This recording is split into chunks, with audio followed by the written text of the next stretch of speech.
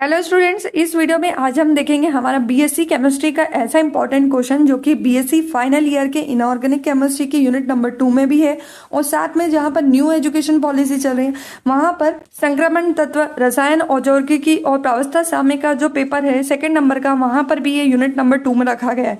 यानी दोनों ही पेपर के अंदर ये क्वेश्चन बहुत ही इंपॉर्टेंट है। ये क्वेश्चन एग्जाम में जरूर पूछा जाता है। इसके पहले वाले जो मैंने क्वेश्चन करवाए थे उनमें भी मैंने आपको बोला था कि ये सारे क्वेश्चन दोनों ही क्लासेस में पूछे जाते हैं। तो आज का हमारा क्वेश्चन है चतुष्फलकीय संकुलों में डी कक्षकों का विपाटन।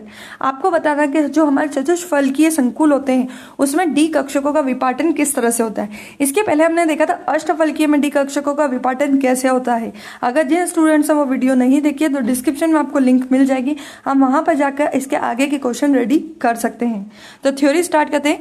चतुष्फलकीय संकुल निर्माण को समझने के लिए एक घन की कल्पना करते हैं। चतुष्फलक जो होता है वो घन के समान होता है। तो यहाँ पर हम एक घन की कल्पना करते हैं कि हमारा जो संकुल वो कैसा है, घन के जैसा है। तो इस तरह से आपको घन बनाना है जैसा आपको डायग्राम में दिखाई दे रहा है। ठीक है, बीच में आपकी आ जाएगी सेंट्रल मेटल आयन। ये आपकी सेंट्रल मेटल आयन है यानी केंद्रीय धातु है। 4 लिगेंड होते हैं चतुष्फलक के अंदर। एक लिगेंड ये है जिसे हमने -4 से बताया, दूसरा ये है, तीसरा ये है और चौथा ये है। इस तरह से आपको 4 लिगेंड बताना है। साथ में आपको 3 एक्सिस एक्स, वाई और जेड तीनों एक्सिस भी आपको शो करना है। अब डायग्राम को देखकर हम थ्योरी लिखते हैं। लिखा है घन में धातु आयन केंद्र पर तथा लिगेंड चारों कोनों पर स्थिर रहते हैं। दिख रहा है आपको डायग्राम में घन यानी हमारा जो चतुष्फलकीय संकुल है उसमें धातु आयन जो होती है वो सेंटर में, केंद्र में होती है और हमारे लिगेंड जो होते हैं वो चारों कोनों पर स्थिर होते हैं। लिगेंड DXY, DYZ और DZX कक्षकों की तुलना में DX2, Y2 और DZ2 कक्षकों से अधिक दूरी रखते हैं। तो ये क्या बोल रहे हैं, जो हमारे सेंट्रल मेटल आयन होती है जिसके अंदर d ऑर्बिटल होते हैं, मैंने आपको इसके पहले वाले क्वेश्चन में भी बताया था, है ना।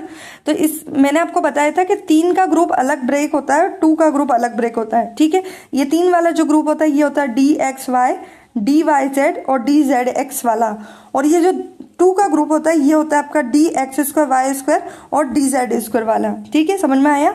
यानी जो D ऑर्बिटल होती है इसमें 3 का ग्रुप अलग कहलाता है। तो ये DXY, DYZ, DZX जो है ना ये 3 वाले हैं, और ये जो DX2, Y2 और DZ2 ये 2 ग्रुप वाले हैं। अब ये लाइन में क्या बोल रहा है, ये बोल रहा है कि जो हमारा लिगेंड होता है वो 3 के ग्रुप के ज्यादा पास में होता है और 2 के ग्रुप के दूर होता है। ठीक है, इसलिए DXY, DYZ, DZX कक्षकों की ऊर्जा में होने वाली वृद्धि DX2, Y2, DZ2 कक्षकों की ऊर्जा से अधिक होगी। अब ये इनके तुलना, ये पास में था और इनके दूर था, तो ये इसमें जो ऊर्जा में वृद्धि होती है इनकी क्या होती है, ज्यादा होती है, और इनकी ऊर्जा क्या होती है, कम होती है। ये क्या थे, लिगेंड से पास में थे तो इसलिए इनकी ऊर्जा क्या होती है, ज्यादा होती है, और इनकी ऊर्जा क्या होती है, कम होती है। आगे लिखो, ऊर्जा में यह असमानता धातु आयन डी कक्षकों को विभक्त कर देते हैं। इससे क्या होता है, देखो 3 की एनर्जी ज्यादा होती है और 2 की एनर्जी कम होती है, जिसके कारण वो डी ऑर्बिटल जो होती है वो आपकी ब्रेक हो जाती है। यही लिखा है, धातु आयन की जो डी ऑर्बिटल होती है वो विभक्त हो जाती है।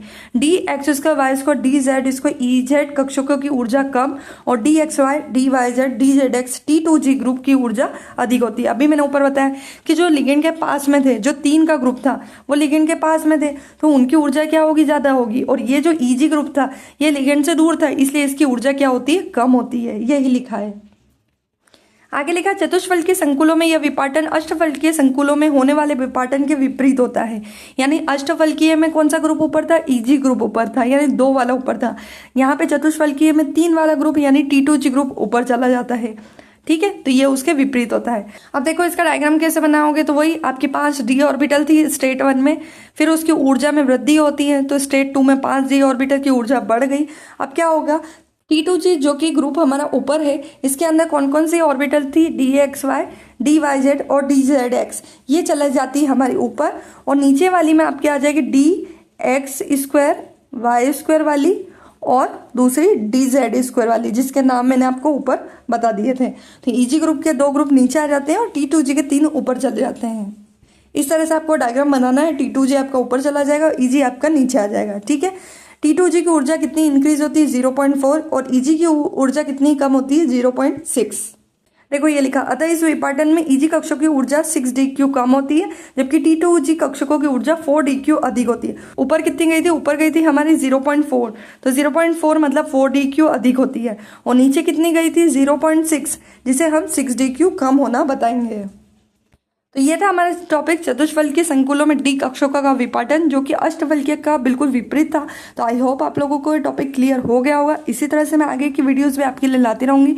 तो अगर आपको वीडियो पसंद आए तो वीडियो को लाइक करें, सब्सक्राइब करें, शेयर करना बिल्कुल भी ना भूलें, ताकि नेक्स्ट वीडियो आप तक समय पर पहुंच सके। Thank you.